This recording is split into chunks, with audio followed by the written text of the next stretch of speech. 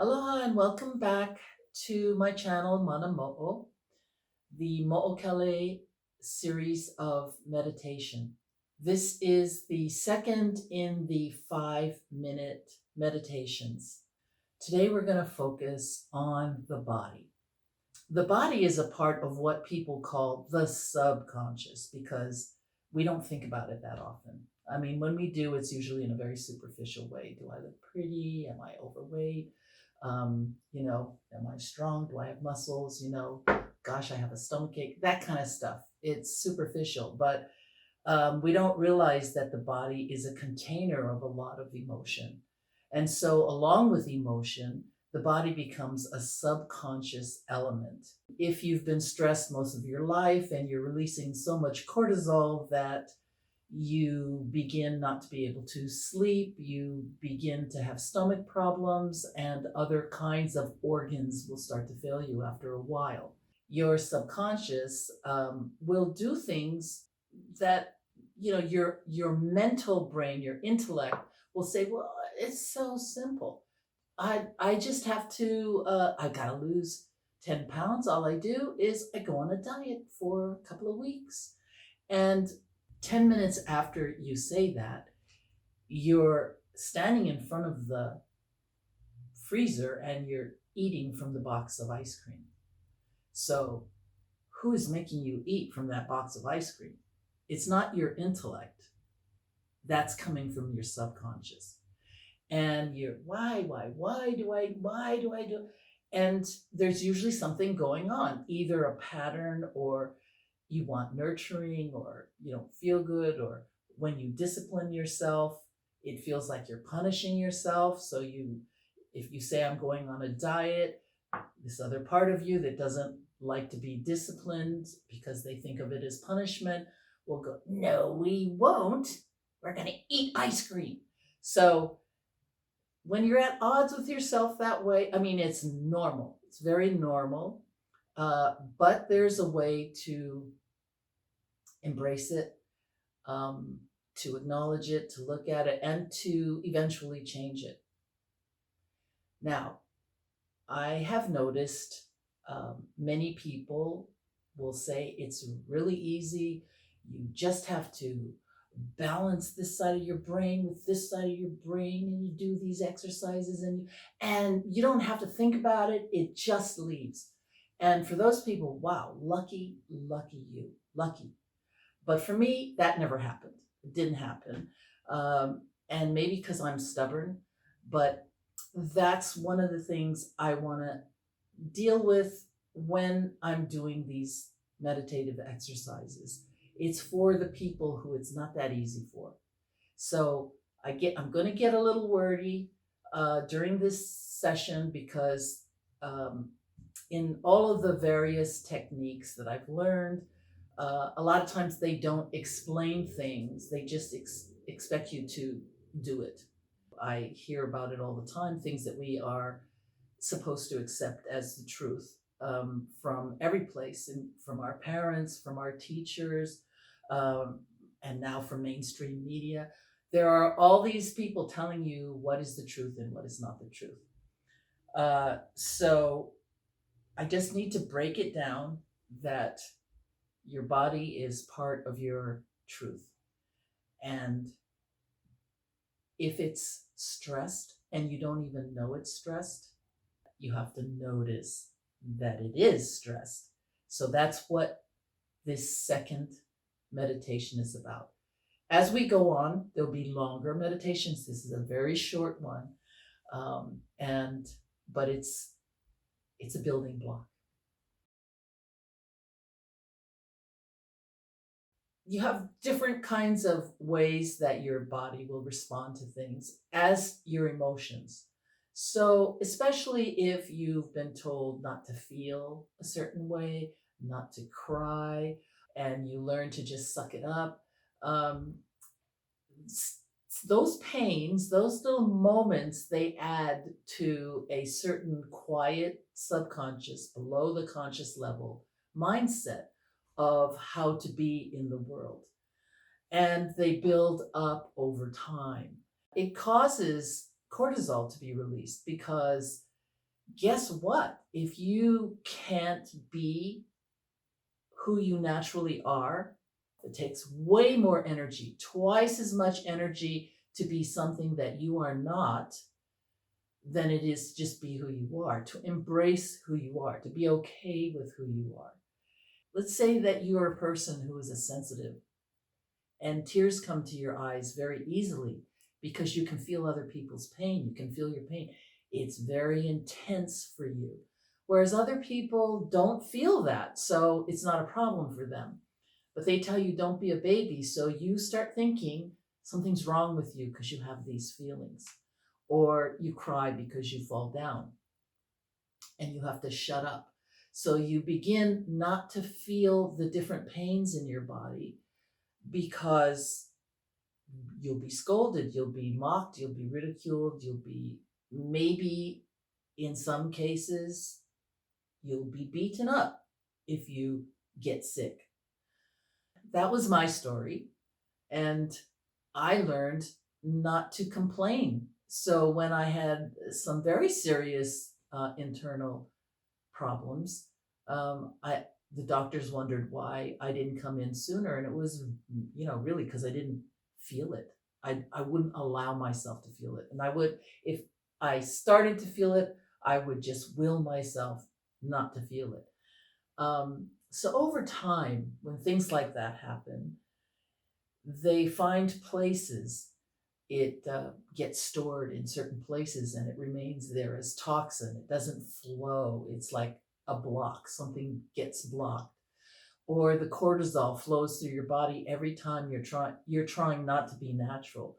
You think you're actually trying to stop something bad, but you're really trying not to be natural, and it takes so much energy. Our healing comes when we begin to embrace who we are and to cultivate who we are, because we are constantly changing. We're not static individuals, we are energy bodies, and we move. Even our physical body is energy. It just vibrates at a different rate than our thoughts, which is also energy, than our emotions, which is also energy. So yes, we will be constantly changing, but are we the people are we the individuals who get to choose how we're going to form? Or are we just people who somebody stuck a message in there and we become this thing, and suddenly we wake up at age 50 having a midlife crisis because we don't know who we are? We could be very successful and we are really unhappy. We can be very wealthy and we are so depressed. It is one of the ways to know who you are is to begin to embrace your body. And one of the ways to do that is to recognize and communicate with your body, listening to your body when your body says, I'm really stressed, instead of zeroing it out and going, I'm not stressed. I don't get stressed. Listening to your body. And so this is the exercise for this week: the body and the subconscious. As we begin the practice, remember to go at your own pace. I might say to inhale or exhale at a point where you are not ready to inhale or exhale. So don't worry about it. Just go at your own pace. That is the main point. When you're the observer, and you should always try to be the observer, but when you're observing, notice what you feel like before the exercise, notice what you feel like during the exercise, notice how you feel after the exercise, and really just sit with it. And then thank your body. Thank your body. In the first meditation, we focused on our breath. And hopefully you are so comfortable with your breath that it is very easy for you to take a deep breath from your gut, fill your diaphragm, and then release it. Today, I'd like you to continue that breathing all the way through. Now, first, feel your body just the way it is. And notice any kind of tension that you might have in your body. Just scanning all the way from the tip of your head, all the way through your body. And just notice if there's any place that you're feeling uncomfortable. And try to make sure that your posture is good and you get to a place that is as relaxed as you can. So you're observing your body before you enter the meditation. And now we will enter the meditation. Take a deep breath slowly.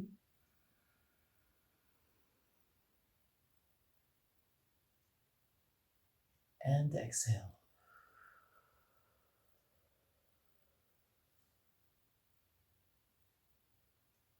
Take a deep breath.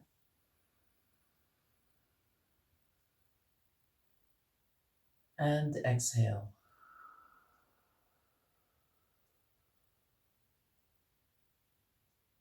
Take a deep breath. And exhale. And continue breathing in this cadence throughout the entire 5 minutes. And while you're taking these deep breaths, I want you to observe from the tip of your hair down to the shaft, into the roots, into your skull. What does that feel like? Into your brain. What does it feel like? Is it heavy? Is it puffy? What does it feel like? And now I want you to squeeze your eyes and your forehead and your scalp. Squeeze it tight and release it. And feel relaxed.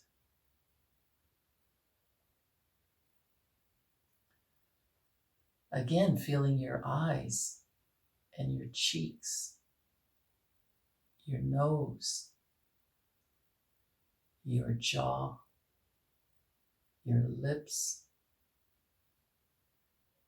And now I want you to squeeze all of that together very hard. Squeeze it.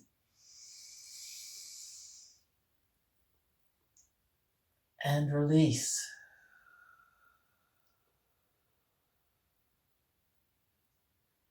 You can feel the blood rushing in. As you feel the difference between a tense state and a relaxed state.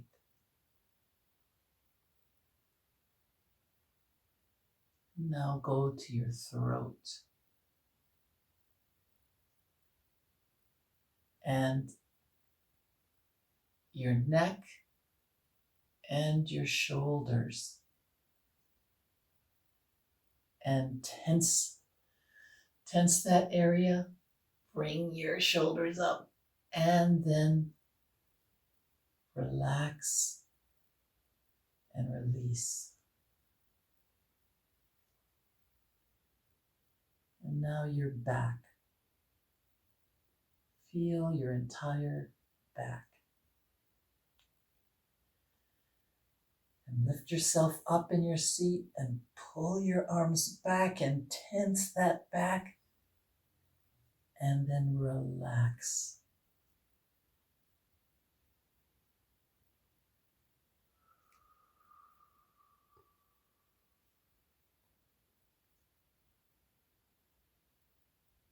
And now your chest and your solar plexus.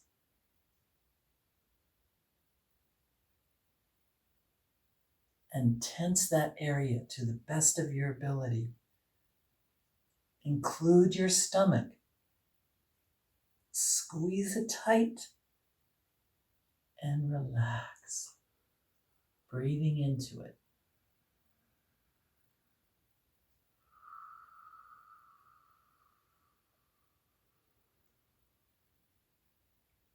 Feeling the blood running through your body.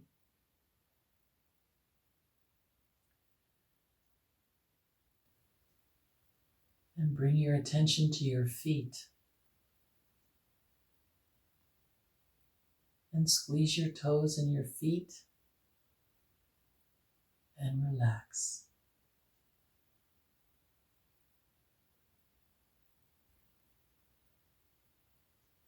Imagine that each breath you take brings in a healing energy that completely fills your entire body. And anything that no longer works is released with your exhale. Completely relaxed. Take one last deep breath.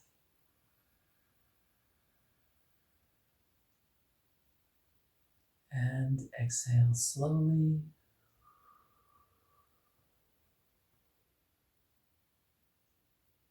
And when you are ready, bring your attention back into the space that you are in.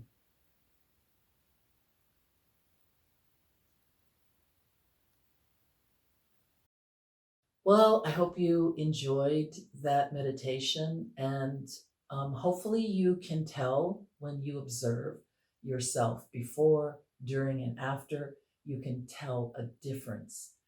Um, and you should be a little more relaxed. I hope you're a little more relaxed. You can do this exercise and meditate. I sometimes go for a whole hour just on my body. So doing it in 5 minutes, we had to go at a very fast pace. But there are times when you have, let's say, a pain in your neck. You really have to get it, and it takes, longer than just squeeze it and then let it go. You really need to take a long time. So if you practice this during the week, you might find that you do much more, maybe more like 15 minutes of a meditation. You're already up to 15 minutes. You can stay at 5, but if you're going to really look at your body, you'll find out as you squeeze and you release and you find where the tension is that it might take you a lot longer than just 5 minutes. But the exercise is meant for you to release the stress in your body, but also it's to get to know your body. One of the things that could be very helpful also is if you keep a journal of your practice. Things might come up for you, or you might just observe differences in your body, but it keeps you clear and grounded about what's actually happening to you. You can log your progress. If you have any comments, please leave them below. Hit the subscribe button, and if you hit the bell, you will be notified when my next video comes out. Until then, ahui ho. And hit the, in Hawaii that's thumbs up, but anyway, sorry. Hit the okay, forget it.